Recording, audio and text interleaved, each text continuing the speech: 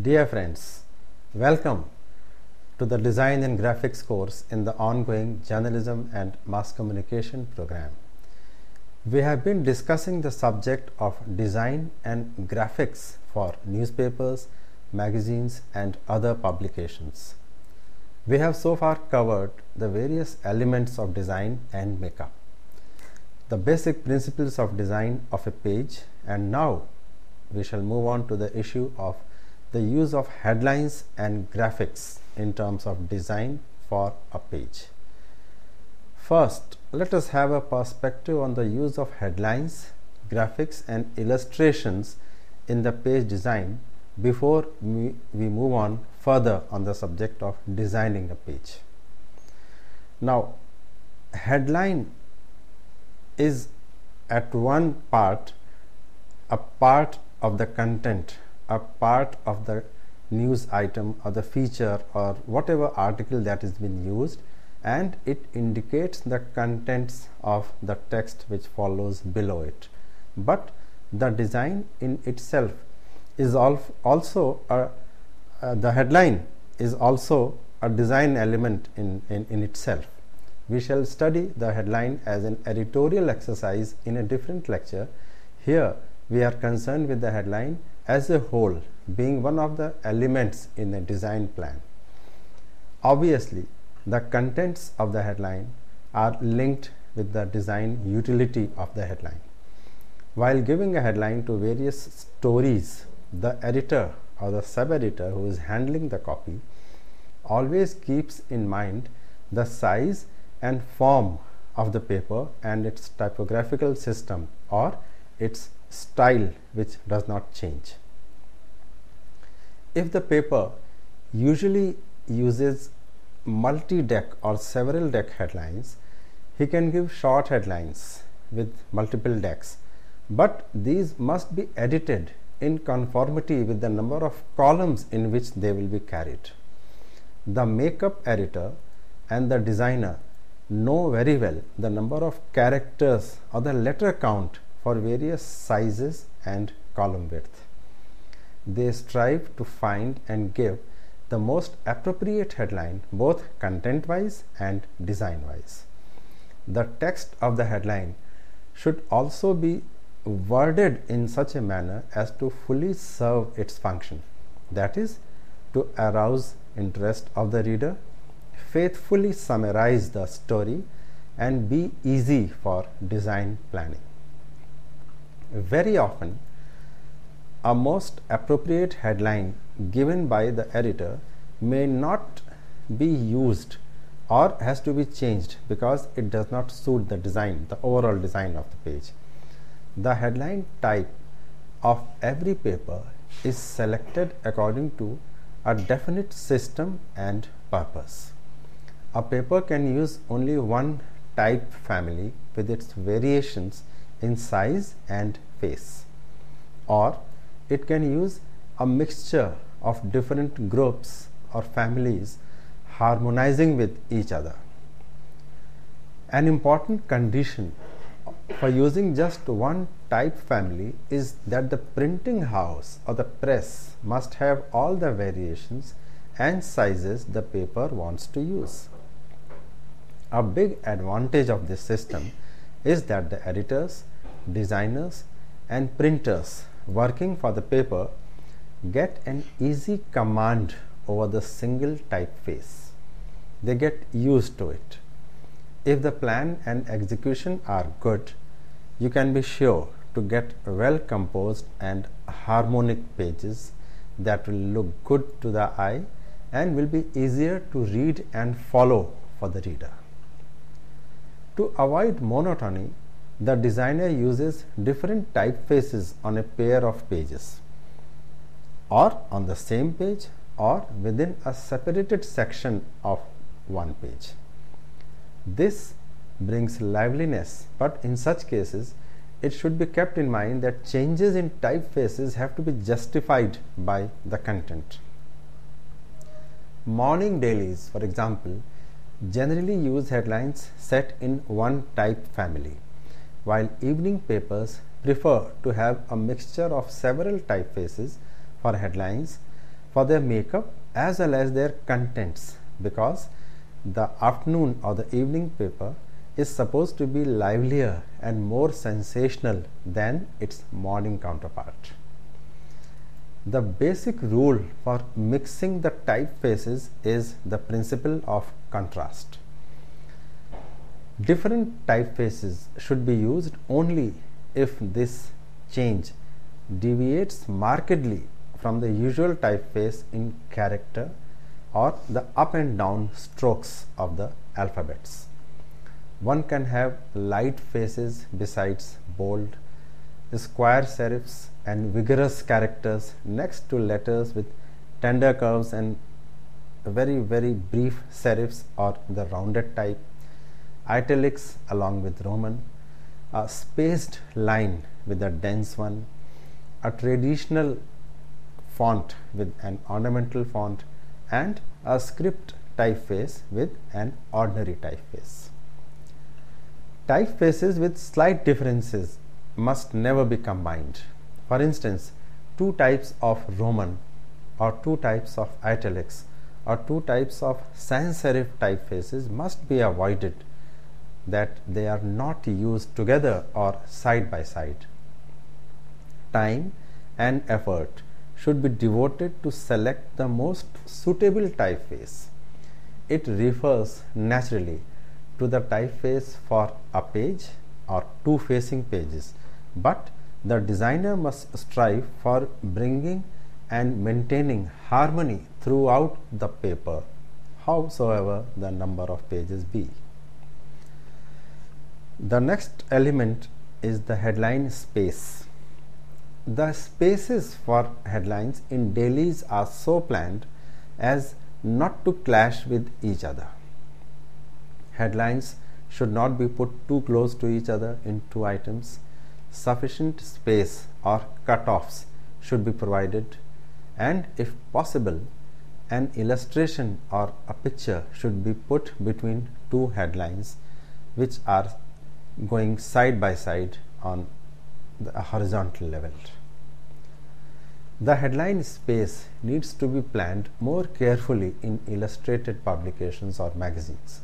For example, a headline in an illustrated magazine can be put in a big white field, probably with just one graphic, and it look quite dramatic, or it can be used in a narrow space bordered with illustrations and text on two different sides.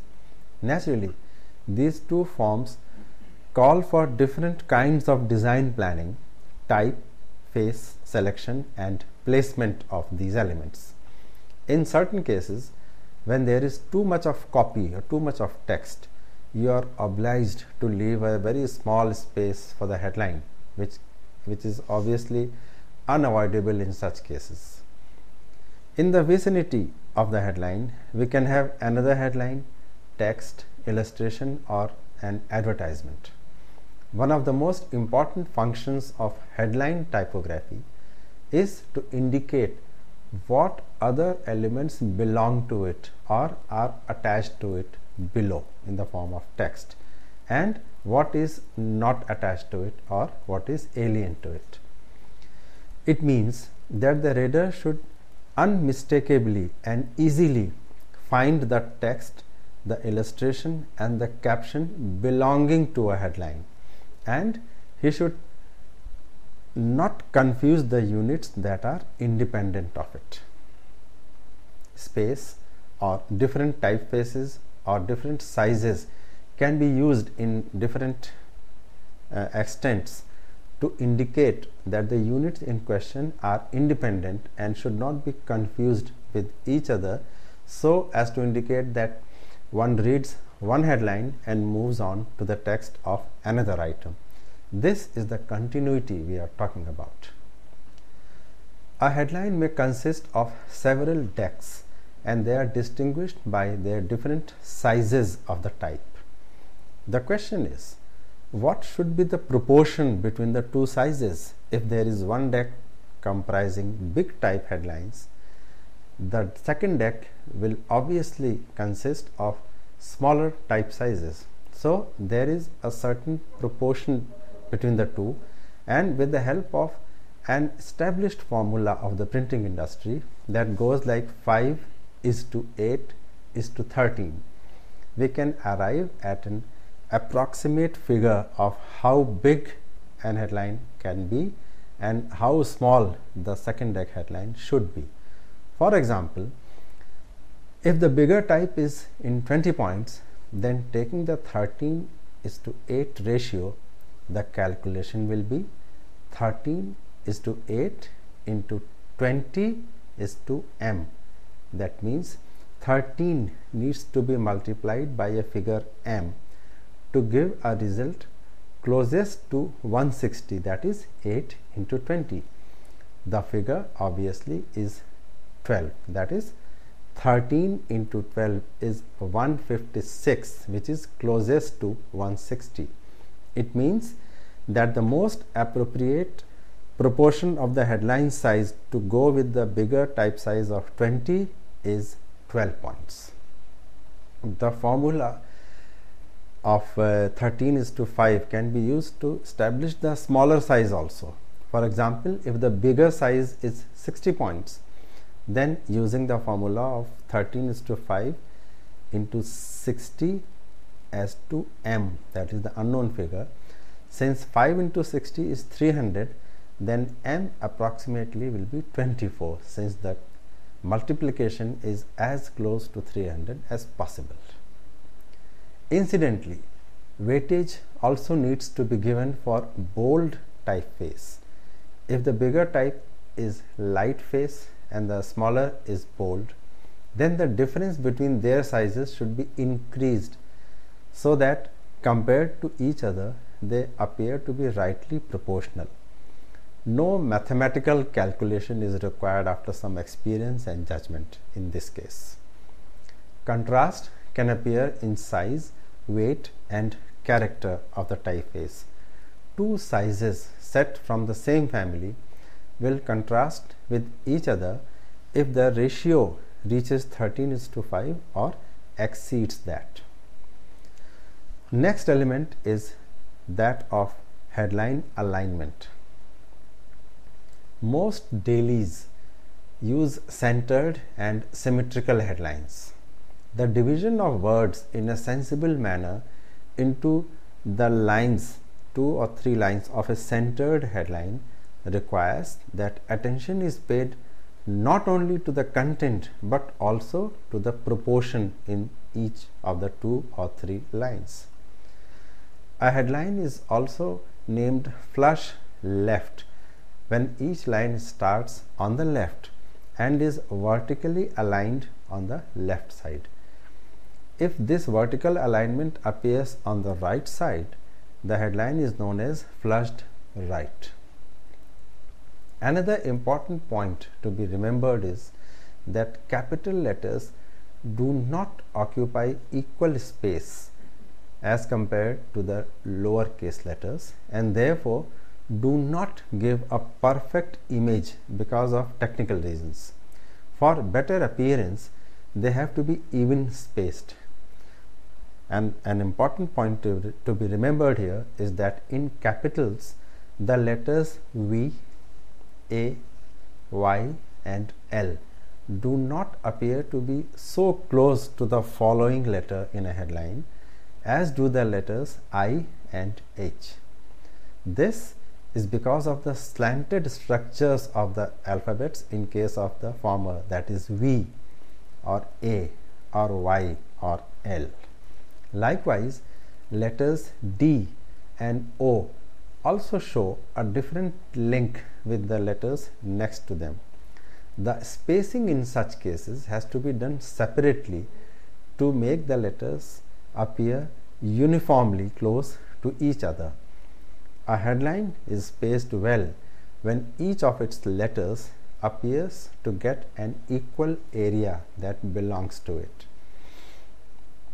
Superimposition of headlines on a picture or illustration also has become quite common and is considered a design element taken in combination. That means the picture or the illustration as well as the headline superimposed over it can be treated as one headline element, with the option of the superimposed headline being moved either up and down on the graphic or left and right on the graphic, but the whole element is treated as one.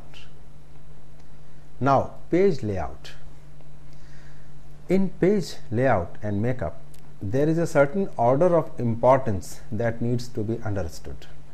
Headlines and text and illustrations carry information.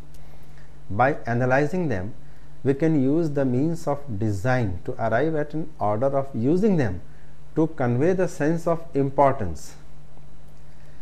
That is, the positioning of various items must be thoroughly weighed. A makeup editor can indulge in a game of power through typography as well as through words, headlines, and illustration. For example, one can play down an important item. On the contrary, we can play up even a less important item by assigning it a prominent place. In both cases, the matter was not assessed well, and that is why their positioning cannot be justified. But it is a sort of power play when a less important item is given a more important positioning, meaning thereby that either the content of that less important item or the writer of that less important item is being played up. We also come across gross manipulation with typographical positioning. There are papers that deliberately use or misuse typographical positioning. For example, by presenting a less important story or item as a sensational story without overplaying it. They place an insignificant item on the front page or at a conspicuous point. A big headline is given to it. Pictures are carried along with it to convey the impression that it has some very important information carrying in its text. One of the functions of design planning is to distinguish and classify the various journalistic and literary pieces carried in a publication. The value of news on a newspaper page is indicated by the positioning of the matter and by the form in which it appears. The typographical order of importance can be planned after we have assessed an item's news value and the value of its position on the page. The means for formal layout provide possibilities for numerous solutions of this kind. Out of these, the most appropriate and the most purposeful solution has to be exploited for that particular day and that particular issue. It is important that each text and illustration should be placed in the optimal position and form to conform to its real value. This is how the value of information carried in it becomes visible to the reader and it can serve its rightful purpose. Being a medium for mass communication, the newspaper plays up certain things through editing and typographical planning. That is, the newspaper evaluates and classifies the various items. If something is less important, it is reflected through editorial and typographical means. What is the importance of positioning and order of the pages, one may ask? If we want to examine the value of pages, we have to keep in mind the size of the paper. Except for the front page and the last page, other pages have a different value attached to them. In popular perception, the value of the pages decreases in their serial order, except of course for the last page. In addition, an item placed on the odd page, that is 1, 3, 5 and so on, indicates that it is more important than the one placed on the facing even numbered page, that is 2, 4 or 6 which will go on the left side. It is always the top part of the page that is more important than the lower part, because we read downwards from the top. Our eyes reach first on the top of the page. This is particularly true for the front page of papers that are sold in a folded form. The part below the fold is considered to be less important. In the case of an even page, the reader always glances at the left side columns first, while in the case of an odd page, his attention first goes to the right side of the columns. Furthermore, attention should be paid to the size of the paper and the division of columns. How do we indicate the value of information, and how can we accentuate this meaning with typographical means? Number one, through the number of columns given to a headline and its structure, that is, whether it is a single deck headline or a multi-deck headline, its typeface and size. Number two, by underlining the headline, putting it in a different color or in color, making it reverse, or placing it in a box or in a hooded form, either with a rule over and below them. Number three, by the width of the column for text setting, its typeface, its size, and by using the leading space, that is the line space between two lines. By playing up certain parts of the text through italics, by its leading space, and by varying the type sizes. By the number of columns given to cross headings, their positioning, typefaces and size, and underlining of the subheadings, and by the order of the various items positioned in the newspaper. These are the various means through which the information carried in the items can be put into an order of importance. Now let's come to the placement of material. In the first phase of designing, when the matter and illustrations are processed in the editorial, it is decided how the individual items will be placed in the paper. There is a thing called a grid, which is an invisible structure used to guide the placement of elements in the page that is being designed or being made by the designer or the makeup sub-editor. Grids do not appear on the printed piece, the final printed paper or magazine, but their influence is evident in the width of the column text, the uniformity of space around the photographs, or the consistent placement of repeating elements from page to page in a magazine. So, grids are used before the page is designed to maintain uniformity in space, whether it is horizontally or vertically between two columns or between the edge of the page and the first column, and so on. So, grids are basically a series of guidelines that determine the margins of the item that is being used, the space between page elements, that is headlines, body text, photographs, etc.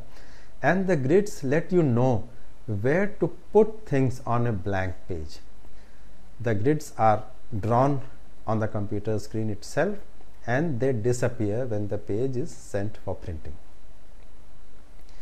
So, a 3-column layout may be constructed on an underlying 4-column grid where 1 column is left empty. The grid works on the principles of design, for example, making it easier to align the elements and incorporating white space along with the text and other elements. So, various texts and illustrations to be published can be placed in different forms on various pages. In course of typographical planning, we shape the pages with the help of the various possibilities for a layout. The factors to be kept in mind for a proper layout are: 1. Balancing the page, 2. visual appeal. 3. A sense of hierarchy. 4. Avoiding conflict between items and photographs with advertisements or between two photographs as such. The typical broadsheet newspaper page has to be balanced in such a way that the size of the headlines is balanced on top and the bottom of the page. Similarly, the pictures have to be placed in such a fashion that they go alongside the connected item and also do not conflict with any advertisements on the either sides of it. The balancing of the page is usually of either a horizontal kind or a vertical kind. Vertical balancing means that items on the left and right half of the pages are almost equal in number and weight in terms of the size of the headline and the actual bulk of the text it carries. Horizontal balancing means that the number of items in the upper and lower half of the page is such that the two halves appear equal in weight and appearance. So it is either up and down balancing or it is right and left balancing, and both kinds of balancing are usually mixed to give off the best possible result.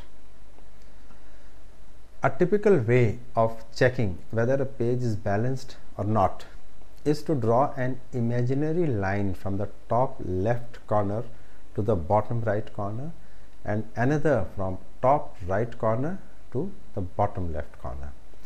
In the 4 divisions of the page, the number of elements, that is pictures, visuals, the text and the headlines, etc., should be roughly equal, so that the situation having one corner of the page only text and one corner of the page having only headlines should be avoided. The balancing has to be done in such a manner that the type size of the headlines on top of the page should match the size of the items in the bottom of the page. The headline size of the big items in the middle should never exceed that of the top or the bottom items. Whatever the deadline of releasing the page to the press, whatever the hurry, no sub-editor can afford to make a page that looks just hurriedly filled up. It shows the lack of application of mind and lack of aesthetic sense on the part of the sub-editor. So, a sub-editor or a makeup editor will always make the effort so that the page appears balanced and equally distributed. There are 3 forms of placing material on a page, that is rectangular or modular, horizontal and free form. Now, what is this rectangular or modular placement? It is the most frequent form of placing the material on a page. In this form, the text or illustration in one or more column is always rectangular, whether vertical or square. The characteristic of this form is that the columns are all in equal depth from top to bottom. Within the form, we have various elements such as text, headlines, tables, illustrations, cross headings, etc., and these elements collectively constitute the rectangular form. We can place a pictorial report or any other composition in the rectangular form. We can also have a rectangular form by getting text set in several columns. For example, we may have a text set in 2 or 3 columns and then getting it placed in equal height. We often find text placed in a box to constitute a rectangular form. Within the rectangular box, the text and the illustration, if any, may be placed in any way the designer wishes. It is possible to produce different newspaper pages strictly out of rectangular forms only. The horizontal form. In this form, we have one or more column of matter of a greater depth, while the other columns are put in a rectangular form in one or more columns shorter in depth. The idea is to spread the matter horizontally in a spread of columns from left to right. Such forms can have the form of a flag also, in which the shorter part of the columns is on the right. This placement may consist of various elements such as single or several deck headlines, illustrations, text, cross headings, etc. The single columns are very few and of very short height to give off an impression of the page being horizontal in appearance. In this form, all text elements are spread horizontally with one arm of the text hanging down with a greater length. It is also sometimes referred to as the flag form. Next is the free form. Any placement that is not covered by the criteria of rectangular or horizontal form is called a free form, and it may have a variety of shapes. In this form, the various columns have different depths. For example, a matter may be placed in 4 columns, each of different depths. A deliberately planned difference in column width also may be tried, making the page look dynamic. The free form refers not only to the headlines and text but also to tables, illustrations and drawings. However, the free form is not very commonly used in modern publications, since making pages on computer software divides columns automatically, and also because the presence of advertisements restricts the form that can be used. For example, the design of a horizontal page, as shown here, has all the multi-column items spread in 3 or 4 columns of equal height. By having a similar arrangement all over the page from top to bottom, the entire page looks as if it has a horizontal rhythm. Even the picture in such a page is edited or cropped accordingly to be used in a slim horizontal form, having less height but spread over 3 or 4 columns. The free form page has the same picture in the other slide in a horizontal form, but the items are used in mixed forms. Some are horizontal, some vertical and some in a flag form. In the next visual, we can see that the vertical form page has the same items and pictures used in such a manner as to give the impression of the page being vertical in character. This has been made possible by using multi-line and multi-deck headlines with items not exceeding their horizontal spread in more than 2 columns. Also, there are very few single column items to accentuate the vertical appearance. In case of the picture, it is suitably cut or edited to keep in line with the vertical image. A picture may not be used in 2 or 3 columns spread. The idea is not to allow any element to move horizontally and instead put it downwards, increasing the depth of the item. Layout considerations. The layout considerations for the front page are entirely different from the other pages. Let us first talk about the inside pages. The size of the individual items would vary according to the importance and other factors, and the display of items would also depend upon their size. The bigger item gets a bigger display and vice versa. Thus, on a typical page, that is the inside page, the following layout pattern may apply.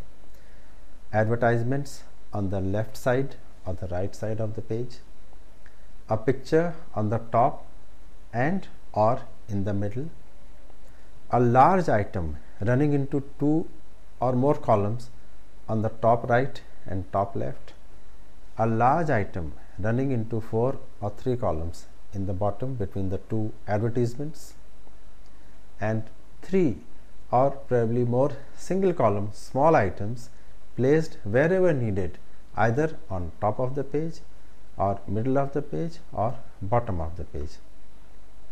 Again, it must be remembered that the factors to be kept in mind for a proper layout, as mentioned just now, should be to keep the page look balanced, to add to its visual appeal, and to maintain a sense of hierarchy, and to avoid conflict between items and photographs with advertisements on two sides, or between two photographs, as we can sense that the space between two photographs, one at the top of the page and the other in the middle of the page, has to be substantial so that they don't appear too close to each other, and the order of reading is neither disturbed nor it is confused. If the two pictures are not related, then they must be taken a little away from each other, and the spaces should be used in such a manner that the continuity of the item going with each of the photographs is retained. The typical broadsheet newspaper page has to be balanced in such a way that the size of headlines is balanced on the top and the bottom. Similarly, the pictures also have to be placed in such a fashion that they go alongside the connected items and they do not conflict with any advertisements on the sides. It also needs to be remembered that the contents of the photograph should also be noticed when there are big and colorful advertisements going on two sides of the page, or even if there is one advertisement. Care should be taken that the contents of the picture and the contents of the ad do not conflict with each other. Now, as we mentioned earlier, the balancing of the page after putting in such items has to be done either in a horizontal form or a vertical form. That is, a vertical page means placing of the items and pictures in such a fashion that the items run in not more than 3 columns and are longer in depth. And a horizontal page is such where the large items run into 4 or 6 columns and the single column items are less. So, in most newspapers, we can see that the inside pages have a semi-autonomous character with the mastheads, such as for the sports page, the business page, the states page, the local page, and other segments. And this makes the designing of such pages quite similar to the front page, where also there are several permanent fixtures besides the masthead. It means that if it's a local page, the top of the page will say local or city or metro, and then the entire page is on purpose designed in such a manner as if it is an independent and autonomous section of the page, as good as the page one in terms of importance and in terms of character and weight. Same is the case with the sports page and the business page as well. In the case of the sports page, the excessive use of photographs and dynamic action-oriented photographs makes it a real delight to design the page with very few text and cross-heading elements and large photographs, even covering a big part of the page and making a very strong style statement. So, very often we see in daily newspapers that the sports page might look more colorful and more important than the front page itself. So, now we come to the front page. The front page has some essential elements, that is the masthead, or sometimes it is also known as the title piece, the box car, just below the masthead or somewhere else on the page, that indicates the items and visuals indicating which item is going on the inside pages. A column of brief news items either on the left side or on the right side. A daily cartoon which may or may not be a daily fixture, and fixed advertisements. Usually in established newspapers, the size and placement of the advertisement on the first page is fixed so as to not to interfere with the appearance of the front page, which is indicated to be the statement of that paper for that particular day. In all cases, the presence of so many permanent fixtures is both an advantage as well as a disadvantage for the designer.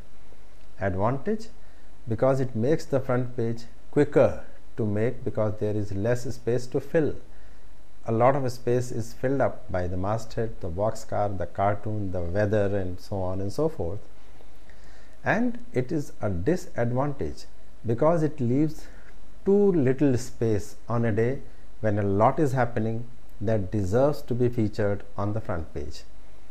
So if we have a fixed advertisement, a fixed cartoon of some fixed elements on the front page, if it has to be designed on a very hectic newsful day, then the sub-editor or the makeup editor has to make extra effort to see that each item gets its due importance, even if it is mentioned in brief or it's mentioned through the means of a photograph only, but the importance is reflected on the front page itself.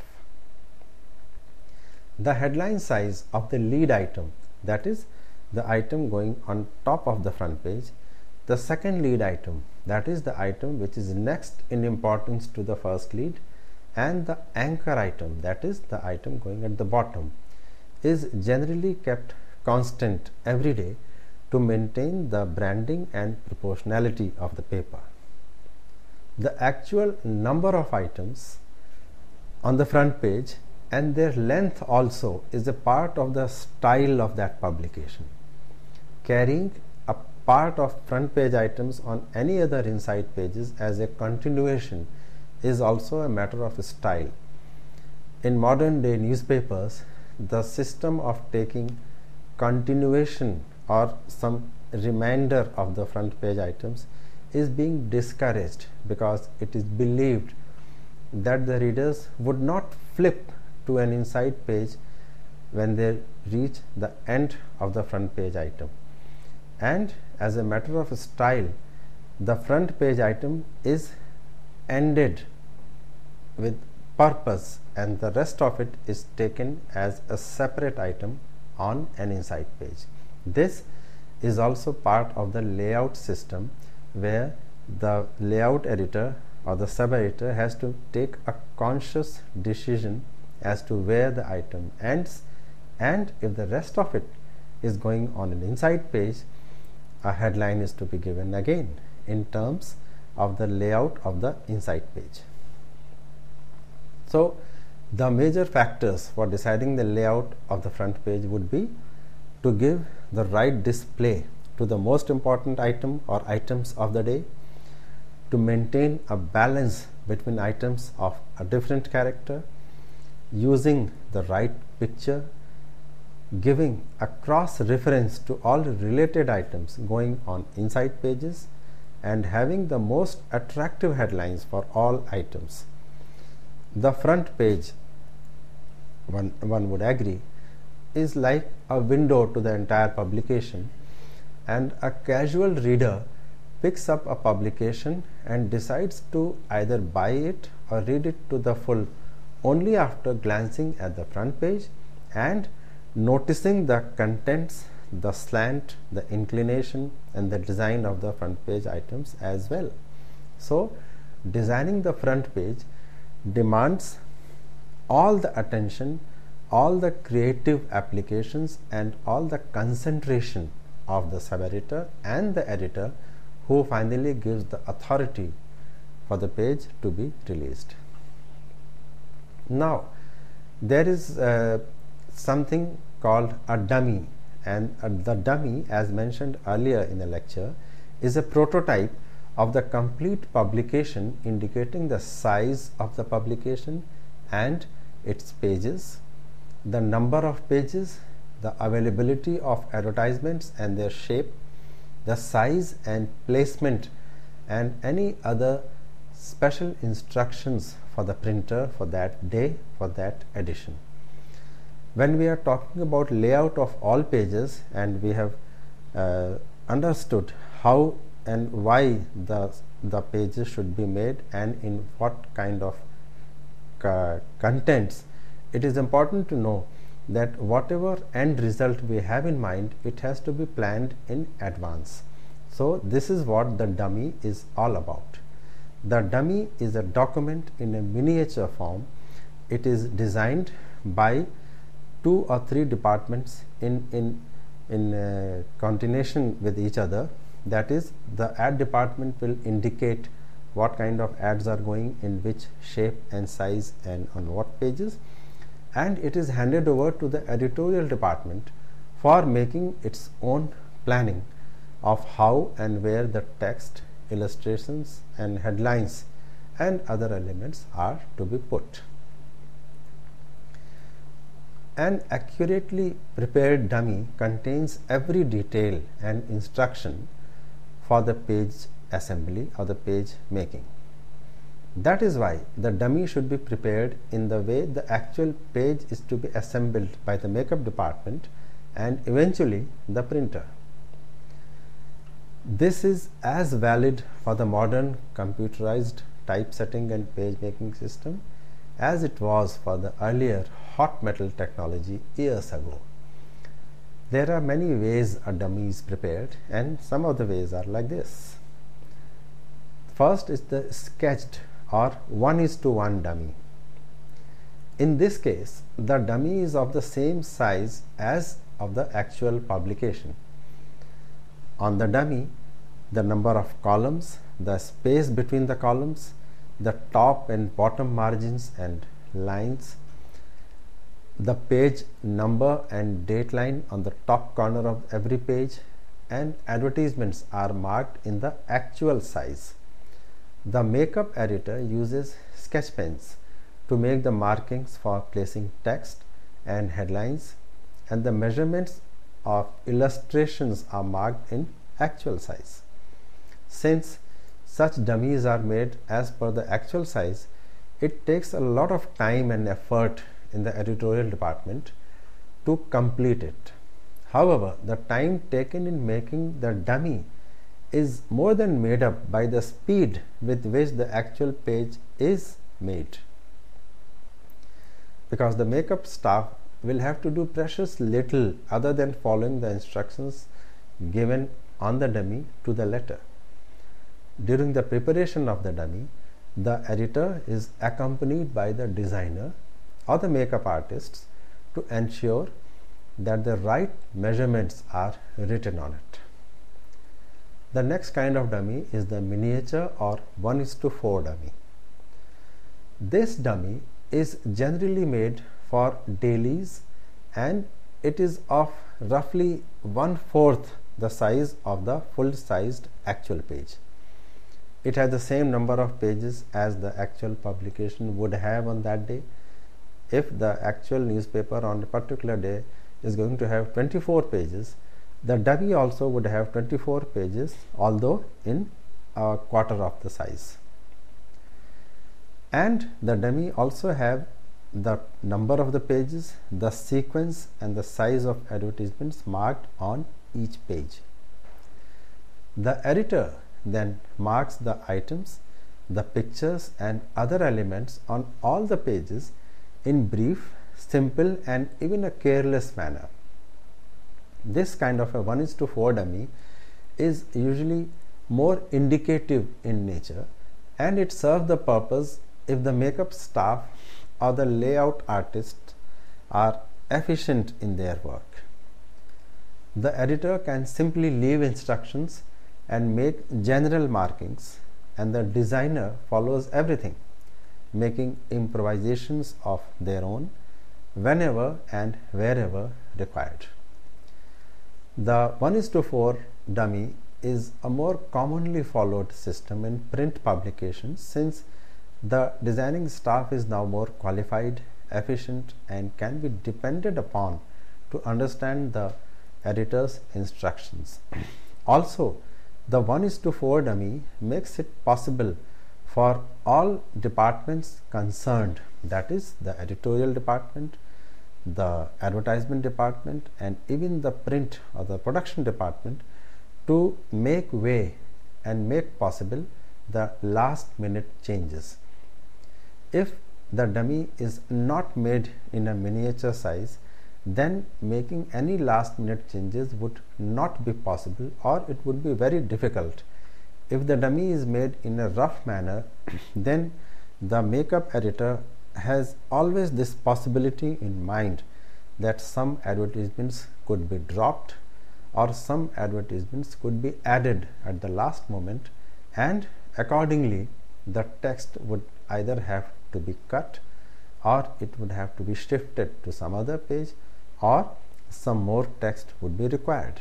So having a 1:4 dummy makes way for quick decision making even at the last moment. Now there is a different kind of dummy for magazines, or it is also known as a magazine dummy. For magazines, this dummy is made in the actual size with more careful and very elaborate planning. The dummy for an illustrated magazine is a complete typographical and graphic design element in itself. For preparing such kind of a dummy, we need very extensive knowledge and talent for drawing, since more precise and to the point instructions are required in it. As we can understand that for magazines as well as for any illustrated piece of work such as a book or a large pictorial publication, the dummy has to be actual, very carefully drawn, with even small elements being given the kind of attention that the final product will require. So the fundamental of typographical work is basically accurate copy fitting, since the size of the text can be modified only slightly compared to a daily, whereas in the daily the size of the text can be more flexible, but in a magazine the size of the text is more or less fixed or permanent. The variation in type sizes and spacing in magazines is also generally very less. In view of all these, the space required for an article in a magazine can hardly be varied or changed at the last moment. So the makeup editor measures on the dummy the space required for the article, the text that is, and then he knows how much space is left for the illustrations. It would seem that the design planning of a magazine has too many constraints, but despite that we have a wide possibility for designing the pages. The markings on the dummy have to include these following elements. Number one, the text. The marking on the dummy for the text should very clearly and accurately mark where the text is beginning and where it has to end. The headline. On the dummy, the type size, the family of the headline typeface, the spacing and the alignment of the headline, center, left or right flush, has to be clearly marked. The illustrations. The frame of the illustrations in accurate size with two diagonally crossed lines inside it indicate that an illustration or a picture is to be used here. This is a symbol that is universal. The caption. Each line of the photo caption is marked by two parallel lines and also their alignment of the caption, that is whether it is center aligned or left aligned, as well as the type size and the typeface of the caption. As you may remember, the captions are generally given in a different typeface and in a different font as compared to the regular text. Rules. A thick line is put in the dummy as the actual thickness of the rule which has to be used. The desired thickness of the rule is written in terms of points. Drawing and other illustrations. The makeup editor sketches the outline of the drawing because the outline may make it possible for the designer to put the headline or some text in the background of the design, or even partially superimpose some matter on it. A reverse headline.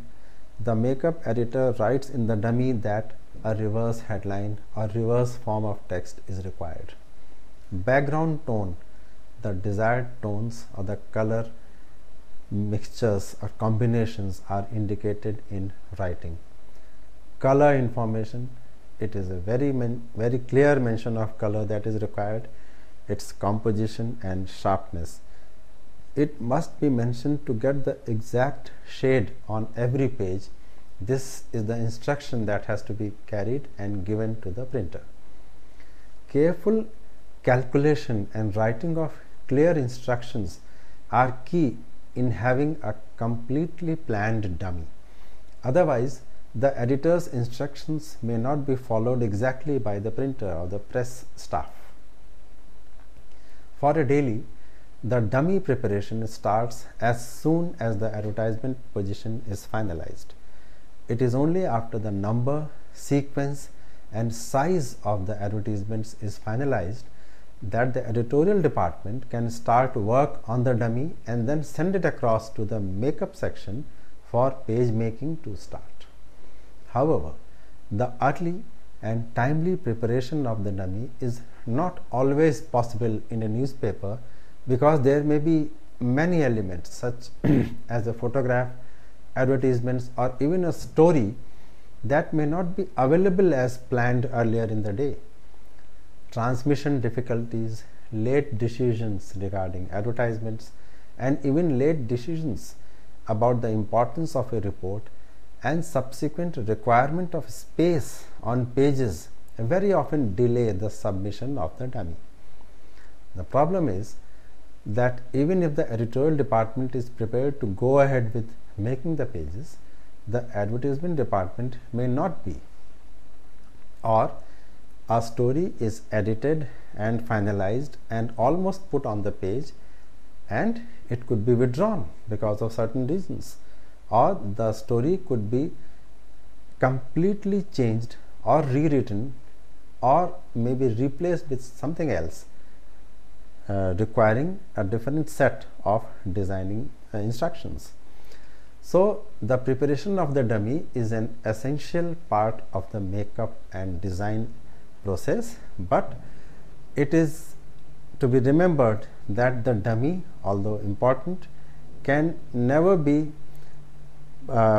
completed and provided in time because of so many factors, especially in case of a daily newspaper.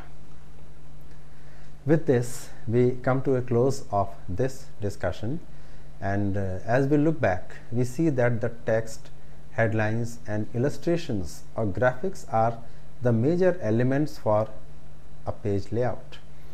Of these elements, headlines are the most important because they require a lot of thinking and balancing in terms of words, weight, and positioning. In actual placement of material on the page, several things are kept in mind, such as balancing of the page, its visual appeal, a sense of hierarchy, and avoiding conflict between different elements.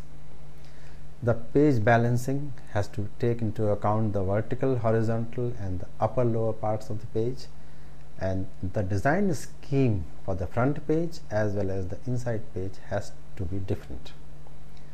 And before the actual exercise of page making starts, a prototype of the publication or the dummy has to be prepared either in actual size or in a reduced size.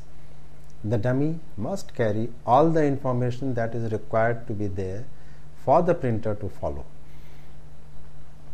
This is how the instructions are passed on from the editor to the makeup room to the printer, so that the publication that comes out from the press carries a stamp of the style of the publication, the personality of the publication, and the editor's choice.